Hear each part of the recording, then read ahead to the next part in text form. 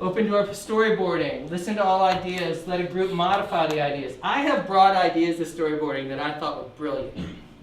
And my idea has gone through the washing machine of storyboarding and got completely annihilated. And I have had ego bruising moments where I've been like, that's not what I saw. That wasn't my vision. But all right, let's do it your way. And it's been hard. I've gone home. Now, you already know I don't get sympathy from my wife. But I'll go home and go read a good book, and usually it's a character builder book, like, feel better, but you're special. But create a culture where challenging the norm and embracing change are welcome. This does not sacrifice tradition, but forces it to be reevaluated. Look at your traditions. If they're worth keeping, protect them. If they must be evaluated, evaluate. Make them relevant. Children are changing in their relevance to what we're doing. We have to alter with them, and only visionary leadership of an open culture can do it. Here's the reality. As cool as you think you are right now, you will not always be cool. My son tells me every day I'm weird. And lately he's been doing it in front of his daycare, and it's really hurtful. Well, actually, first grade. He'll do it at first grade. And I've had this really tough dad moment. I've been dropping him off at school. He won't hug or kiss me in front of others. And I'm like, you're in first grade. Now, a camp dad doesn't let it go. So he tried to walk into the school. And I was in that moment where I was like, I'm not letting this go. So I ran into the school and picked him up and hugged him and kissed him. You might think that was a good moment at the time. I've paid for that moment. Like, Dad's not dropping me off, Mom. You're gonna be late to work. He's not dropping me off anymore. But you gotta back it up. Book readings, Disney Way, Fish, Good to Great, Supervision, Purple Cow. Read them, but take something from them. I'm not saying highlight the whole book, because odds are you're not going to keep referring back to the book. Get a notebook, not a notebook, a pad. And your goal when you read any of these books is just pick 5 ideas from the book. When you first read it, you'll probably have like 3 pages. I'm telling you, take those 3 pages and get down to 5. Because odds are, then you'll remember it and do something with the 5. Don't burden yourself. People go to my office and they're like, you read all those books? Well, here's the other thing I do at Kern. Whatever book I read, I buy for the entire management team. They have to read it, and then we do book report meetings. And it's a blast. At first, I was the most hated guy ever. Are you giving me homework? I'm out of college for a reason. And I'm like, learning doesn't stop. You know, I'm case in point of that. I should be dead if I had the same management style I had in 94. People would be trying to kill me if I was still the manager I was in 94. So I'll buy these books. Everyone will read them, 2-week time frame, and then we'll have 3 meetings to talk about the book. First meeting is general. Next meeting is how can it affect our culture? And third meeting is how can you integrate into your department specifically? What are you going to do with this? And then they go for it, and they put it in there. How we make decisions. So everything I've shown you at Camp Kern and Culture Development has been boiled down to one card. Everything in our culture now is in one card. Because one of the things I learned, especially when we spent that day with Lee, is that when you have all these big lists and your policies, procedures, your emergency procedures, and all that, can everyone recite them to you? That commitment to excellence that's so important in pre-hiring and hiring that I make them sign 4 different times, do you think anyone can recite those 30 tenets to me? No. But I know they've read it 4 times. I know they've been trained on it. I know they've been exposed to a culture that reinforces it. So now I need something that triggers all of that, the recall mechanism. So at Kern, we have what's called the decision-making matrix. Everyone, myself included, when you make a decision at camp, you are to follow these 4 questions in order.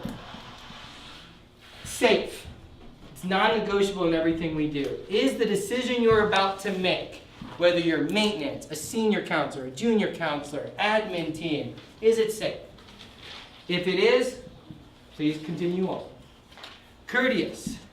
To guess the environment and each other. Is what you're going to do respectful? The game might seem safe, and and cool to you, but is it respectful? Is it courteous? Does everyone come out of there feeling okay? Magical. This is the term we've adopted and we use. Above and beyond the expectations of campers, guests, and staff. I'm going to come back to this point because if you've done what I've been trying to outlay for you, the product results is staff that on their own search for moments that they can go above and beyond. And that creates the magical moments at camp. When a counselor tells me, when all the kids come in at breakfast, and they look exhausted, they are bleary-eyed, and I'm like, what is going on with your kids?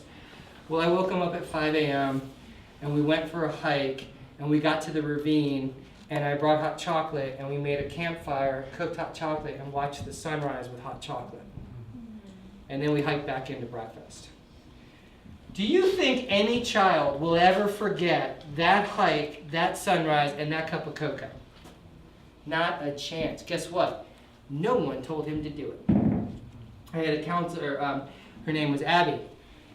Every night, no matter what, when programming ended, Abby hiked her girls to the side of the river, and in her backpack, all counselors carry backpacks, she had candles. Every night, without fail, no matter how late programming went, they went to the spot she found on the lake, they all lit a candle, and she read poems to the girls. Every night. 4 of her girls are now senior counselors, and they all do it. Not dictated, not written program. Counselor excellence. Going for it on their own. And if they follow this, I'm okay with it. And this is the Jeff part. Efficient. How can it be done better? If you discovered something, if your counselor discovered something incredible, how can we keep doing it? How can we copy it? How can we make it easy for everyone? How can it be integrated? Flip of the card. This is what we expect daily from every member of Camp Kern. 5 things. Display a positive image and energy all the time at camp, and we will evaluate you on it. I'm going to talk real quick before I run out of time. How many evaluations do you in the summer of your staff? 2, mid-year and year-end, right? We do 4. Every 2 weeks. Guess what? It takes less than 4 minutes to do these evals. We do what's called a pulse check. It's a form that's written, and if you email me, I'll email it to you. But it's a pulse check. Counselor's name. It has 10 categories: leading the way, falling behind, need help. And it's evaluated on these things: image, behavior, decision making, where are you at? Fill it out on each person. They get at the end of every second week given to them. They can come see us to talk more about it. There's a coaching box at the bottom. The evaluator writes, I'd really like to see you step it up and try this. Great job on this. It's on one sheet. We get the sheets back. Next time, column 2, same thing. By the end of the summer, they walk away with that sheet with 4 evaluations and a wrap-up meeting at the end of the summer. If they get a copy, we keep a copy. Are courteous to guests, each other, and especially children. I want to see how you treat everybody, especially the kids. And we're going to evaluate and hold you to it. Maintain a clean camping, clean environment. It's everybody's job. My outdoor ed director and myself have a competition. Whenever we go on hikes, we compare who brought more trash back. Luckily, it's a hard race because everyone's picking up trash and we don't usually find much. And I always send him out after Young Life's been there first. So. But we have a competition to see who can find more. And it's fun for us as a team. Let's get the trash out. It's everybody's job. And lastly, 4th, go above and beyond and make a difference for guests. This is to be legendary. This was on purpose. You ever see the word legendary used often? We put it to the staff. Can you be legendary? Can you do a hot chocolate sunrise that will be remembered for life? That's legendary. Don't do it. Find something else. I had one counselor who created a pirate, his own little pirate scavenger hunt for the kids. He told a scary story about the Order of the Wolf. And the kids were like, Order of the Wolf? And then they went on a tour of our old graveyard, and they found something, a marker from the story, and they dug it up, and they found this box. And it was like, oh, the beginning of the path for the Order of the Wolf. For a week, the kids kept tracing down this Order of the Wolf thing. 2 weeks before camp, he had buried the final chest down by the river. So the kids were on the scavenger hunt, a secret scavenger hunt. So whenever I'd see him, I'd be like, where are you guys going? The kids were like, oh, no. The kids were like, this is secret. This is the Order of the Wolf. Like, whoa, hey. Last day, they dig up the chest. There's a necklace for each kid with a wolf pendant on it. You tell me those kids don't remember that? That's not a standard program at Camp Kern. That was a counselor taking this to a new level on his own. And knowing that he was in a place that was okay. If you were safe, courteous, if you followed those, I'm not going to be mad at you. If I find out you were swimming in the river at midnight naked with 8-year-olds, you didn't follow safe. You didn't follow courteous. And you already know I got issues when you're not fully clothed. And the last one is facilitate relationships with and between guests and campers. I want our team talking to everybody. At Camp Kern, every counselor calls the parents and kid that they're going to get the next week at home the week before camp. I pay the bills, I give the phones, and they call. You know what it's like for Tommy before his first day at camp ever? And his counselor calls and says, can I talk to your parents? Can you get on the phone? I'd like to talk to all of you. Here's who I am. This is where I'm from. What are you looking forward to? When Tommy arrives on his first day and he's already had a conversation with his counselor, do you know what effect that has in our culture? The fact that our parents, this sounds funny, but we take their luggage at the parking lot. I don't want parents carrying luggage. I want them walking freely with the kids, enjoying camp. We'll have the luggage at the cabin. And that's just a hay wagon and junior counselors and me. Yeah, because I love it. I think it's the best time ever. No one can outsling luggage with me. Well, actually, this one girl did. It was kind of scary. Facilitate relationships. Worst idea is the one we tried and learned nothing.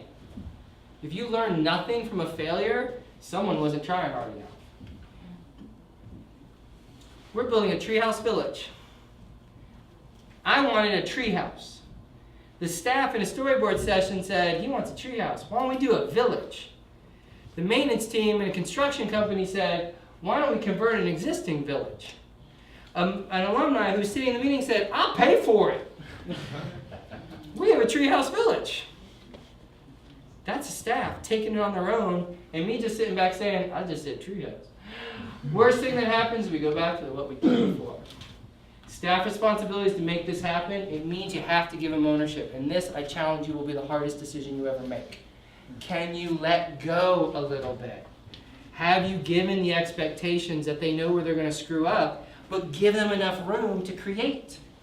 Because if they create, your job gets easier and your retention goes up. If you need anything from me, you can email me and I will send you any of this. I'm going to give you these cards. This is what every counselor and every director and every staff person at Camp Kern carries. I actually quiz them throughout the summer, and it's kind of a fun thing because if I go up to a counselor and say, what's number 3 on side 1? And they tell me, I usually pull out a gift certificate. And they're like, oh, I'm going to have that memorized. Questions, comments, concerns for me? This is that open time. No. Shoot. Oh, you said no. You said no questions for you. Hey, Jeff, Yes. do you have 1 week, 2 week, 3 week sessions? How long are your sessions? A little bit of all that. We have 1 week sessions traditionally. Then some of our specialty camps are 2 weeks. Some of our team programs are 2 weeks. So we have a little bit of everything. Our traditional summer camp is 1 week. So Sunday to Saturday? Actually, yeah, Sunday to Saturday. Check in Sunday, check out Saturday morning. We changed that from a Friday night checkout. You know, a lot of people do that for the staff time off. But we decided the staff time off wasn't as important as the parent coming Saturday morning relaxed in their sandals with their Starbucks versus Friday night in their work clothes saying, I gotta get out of here. So we switched it to a Saturday morning checkout. You mentioned a bunch of books, but you mentioned one author in particular that you said really. Seth Godin. Seth Godin, G-O-D-E-N? Mm-hmm. Ian. And then Disney Way is by Bill Capodelli and Lynn Jackson. They did version 1 and 2, and then Lee Cockrell just released Creating Magic. And then Purple Cow. Those are kind of the quick ones that I use. Shoot. I'm coming to a new role next summer, and I want to create my own kind of culture within the team that I'm hiring, and also with returning counsellors as well. Would you recommend going like whole hog with what I feel is the culture I want to create, or by utilising what's come before and maybe just blending it, or just going how's the weather? That's a great question because it's tough because you got to deal with the hand you were dealt. So 2002, I was dealt a pretty cruddy hand. So I knew that culture change was going to be really rough. So I was very much vision driven initially. So my first 2 years were very directed vision, and then it opened up. So it's a great question because I should have said that in the beginning. I had this, when you're in a catastrophe situation, you got to drive hard, then open up. If you're in a not totally broken situation, then I would say start with, here's my vision, what I see. Here's some things I really want to do. What do you guys see? You've been frontliners, especially if you plan on keeping them. You know, what's your buy-in? What do you like? You know, there's always the different thoughts of a new director. Like, do you lay low the first year, let it happen? Truth is, you can't really lay low because you're going to see something you don't agree with, and at the end of the day, it's now your responsibility. But I would definitely say from the very get-go, be very open about what you see and what's important to you and what you want to see changed. Anything? Then thank you for your time.